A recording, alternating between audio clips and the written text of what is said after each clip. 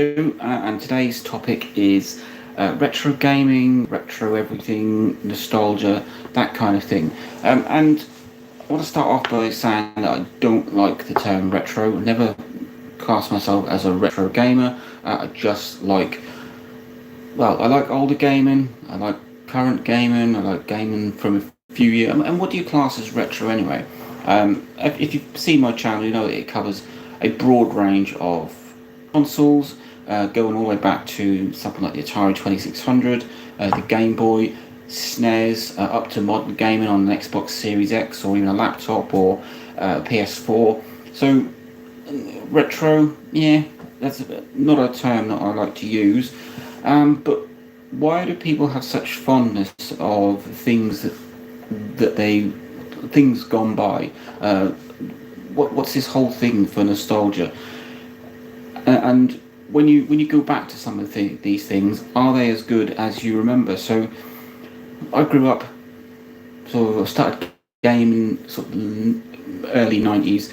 My first console was a Nintendo Game Boy.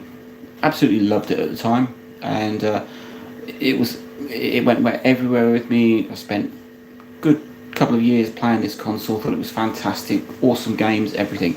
Don't get me wrong, the Game Boy is a good platform, and it's got some absolutely superb gems of games on it, which I went back and played a few months ago. Just sat here one day. I thought, God, I fancy a Game Boy again, so I bought one. And the console itself, what an awful console. That it's big, it's chunky. The screen on it is absolutely dire. Took mine apart, repaired it, cleaned up the screen, put a new screen lens on. Still an awful device to play games on. Some of the games that I played, superb, but playing them on that sort of hardware is awful. And I have to admit that sometimes I like the games for certain systems, but I don't like the way they're played on the hardware. I've got an Atari 2600. Absolutely love the games, but the joystick that you get with it, awful thing to use. But that's looking at it from now. Back when it came out, superb, wonderful console, wonderful controls, everything about it was great. And it is a case of looking back on things and maybe remembering them more fondly than you should have been. And it's a dangerous thing if you then go and re-pick those consoles up or go back and look at the certain games that you've got, and they don't ever feel as good as they used to, or as you remember them, and it's a bit of a kick in the teeth. It's a bit disappointing. I was quite gutted the fact that I didn't quite enjoy the Game Boy as much as I did. I've got a Super Nintendo in there, which I absolutely lived on in the late 90s. And yes, there were some superb games, but some of the games that I had back then, I started playing again, and I look at them and I think, did we really play these sort of games? I'm not talking about necessarily graphics, but they're a bit simplistic, or they're just not as fantastic as I remember. And it happens with a lot of things. I do it quite often. I will listen to some music that I thought was fantastic back then. I think, oh no, or maybe I'll go back and watch some TV shows that I'm a big fan of TV shows from the 70s and the 80s, and even they just don't always hold up as well as you remember. I'm not a fan of rewatching films, so I don't tend to go back and watch films, but if I do, then it's because I do like them. So you've got things like the Back to the Future series or the Terminator series, which I will go back and watch, but you can pick holes in them. They don't stand up as well as they did. And yeah. Let's take the word retro, because it's a word I cannot stand. I'm not a retro gamer. I just like older games. I'm not a. You get people who are into retro clothing. No, you just like clothes from a certain era. Why do we have to label it with this retro. What does it even mean? Where does it come from? What's the word retro mean? Um, it, it, I don't know, but it's a word that is bandied around a lot. I mean, I used to subscribe to Retro Gamer, but there was a lot of modern stuff, or what I would class as not necessarily retro. I did a video probably about a year or so ago asking whether the Nintendo DS, would you class that as a retro console these days, because it is now 20 years old. And the general gist I got back was that something has to be 25, 30 years old for it to be retro. Otherwise, it's just old. It's just people aren't interested. There's a select few people that are still hanging on to it. So, yeah, I don't. There's kind of two threads in this video. One is the fact that what is retro, what do you class as retro, whether you're talking about gaming or clothing or TV or anything, and why do we have to label it with this horrible term? Oh, I'm a retro gamer, or oh, I'm into retro clothing.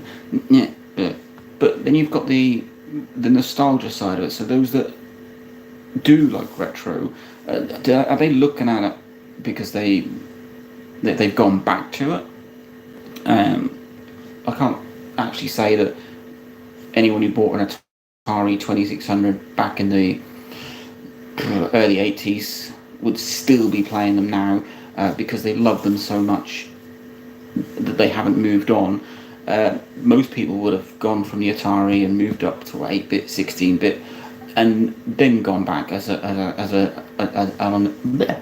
on a nostalgic trip. Bit like I've done with the Game Boy, the Wii, and the PS2.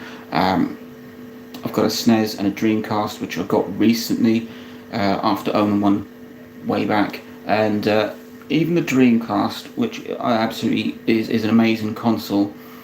There's just some games on there that I don't remember them being how they are. Back when I had one, I was going to say Dreamcast was out, but it was only out for a short period of time. I probably got my Dreamcast about 2005, so it was dead in the water by then. Nobody really wanted one. The opportune time to pick up one. Now I've gone back and I've bought some of those games again, and while most of the games do hold up, there are some that I absolutely loved back in the day that, looking back now, they just don't hold up. So this whole rose-tinted thing for nostalgia doesn't always work. You can go and get back into something that you liked once before, especially in the form of computer games where they do advance so much, and all those fond childhood memories that I had of playing the Mega Drive and the Super Nintendo.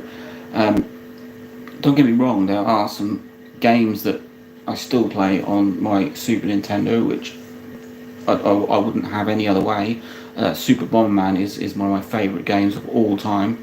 Super Mario Kart, Super Mario World. These games still hold up today, and you look past the fact that they're 16-bit games. It's the gameplay. It's the how you can play them. You get the enjoyment out of them. But there are some games that I loved, just lived on, were fantastic, but have gone back on a sort of nostalgic trip, and they just don't hold up.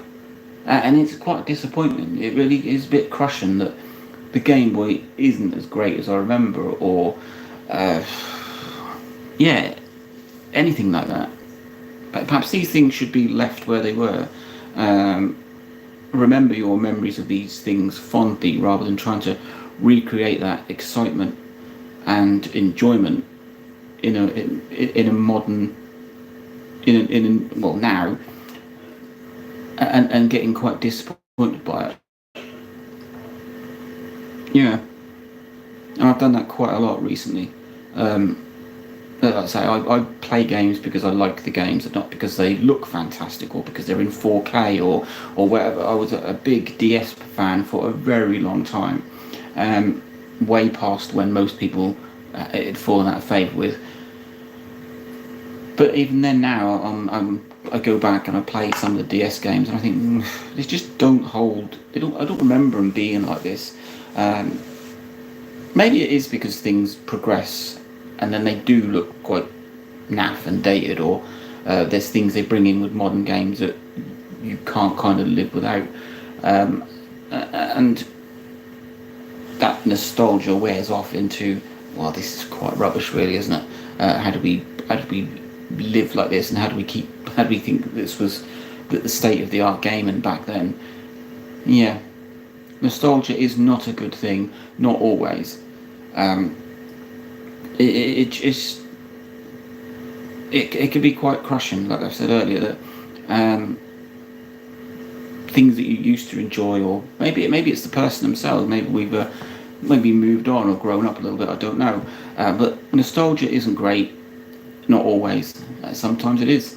Like I said, I picked up a Dreamcast. There's some games on there which were fantastic, but I do remember seeing Sonic Adventure for the first time in about 15 years, and watching some of the cutscenes and just the way the whole game was put together, and I thought, oh my god, this is actually quite awful in places. And that happens a lot with looking back fondly on things. The whole nostalgia trip. Being retro. Retro. See, retro, when it comes to gaming, I picture where you're a fan of it. You love all of the caveats from being on older systems. Whereas, well, just, yeah, I don't know. That's where a fan of retro gaming, especially, is a fan of not just the games themselves, but the way the system's handled, the way the game's played, the mechanics. Maybe they don't like the way newer games work, and they hold on to these older methods and older things in the games.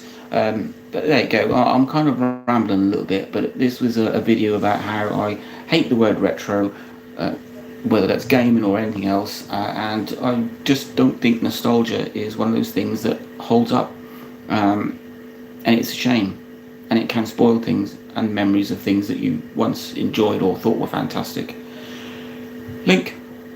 Like, subscribe, enjoy.